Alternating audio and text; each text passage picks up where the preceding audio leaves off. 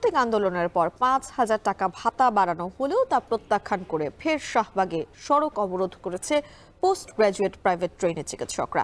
এতে যান চলাচল বন্ধ হওয়ায় তৈরি হয়েছে ভোগান্তি। এই বিষয়ে আরো জানাতে সেখান থেকে আমাদের সঙ্গে যুক্ত হবেন সহকর্মী মুজাহিদ শুভ। শুভ, এই যে বলছিলাম পোস্ট গ্রাজুয়েট প্রাইভেট ট্রেনের চিকিৎসকরা আন্দোলন করছে, তাদের দাবিগুলো আসলে কি? ভাতা তো বাড়ানো হয়েছে, তাদের চাহিদা কি এবং এ নিয়ে কর্তৃপক্ষের কোনো বক্তব্য জানা আছে কিনা? পাশাপাশি আরো একটা বিষয় একটু আপনার কাছে জানতে চাই, সেটি হচ্ছে যে কিছু হলেই আমরা দেখছি যে কোনো দাবি দাওয়া নিয়েই কেউ কেউ শাহবাগে যেয়ে দাঁড়িয়ে পড়ছে, সেক্ষেত্রে ভোগান্তির শিকার হচ্ছেন একমাত্র জনসাধারণ চলাচলের ক্ষেত্রে। তারা আসলে কি বলছে?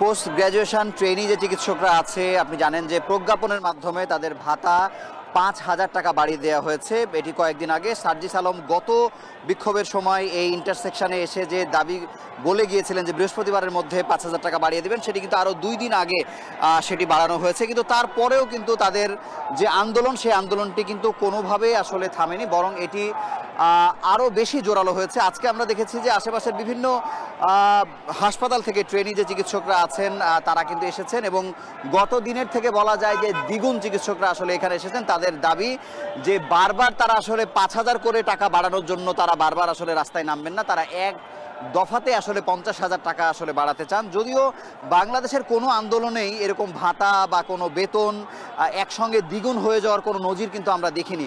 কিন্তু এই যে বারবার তারা যে এই মহাসড়কের এই চৌরাস্তা যে আসলে অবরোধ করছেন এবং সেটি আসলে কতটা যৌক্তিক, কারণ আপনি জানেন যে যখনই এখানে যে কেউ দাবি নিয়ে আসলে নামেন, এখানে কিন্তু প্রচণ্ড জনদুর্ভোগের সৃষ্টি হয়। গতদিনও যেমন তারা ৪.৫ ঘন্টা এই মহাসড়ক আটকে ছিলেন শাহবাগের এই চৌরাস্তা, আজকেও কিন্তু তারা ১১টা থেকে এখন পর্যন্ত এখানে আসলে এসেছেন। একটি কথা বলাই যায় যে যারা বিসিএস পরীক্ষা দিয়েছেন এবং উত্তীর্ণ হয়েছেন তারা যেমন ৫০,০০০ টাকা সর্বসাকুল্যে পান সরকারিভাবে, এখন এখানে যারা এসেছেন তারা কিন্তু বিসিএসে ২ রকম তাদের গল্প, হয় তারা পরীক্ষা দেননি অথবা তারা উত্তীর্ণ হননি। এখন অনেক চিকিৎসক যারা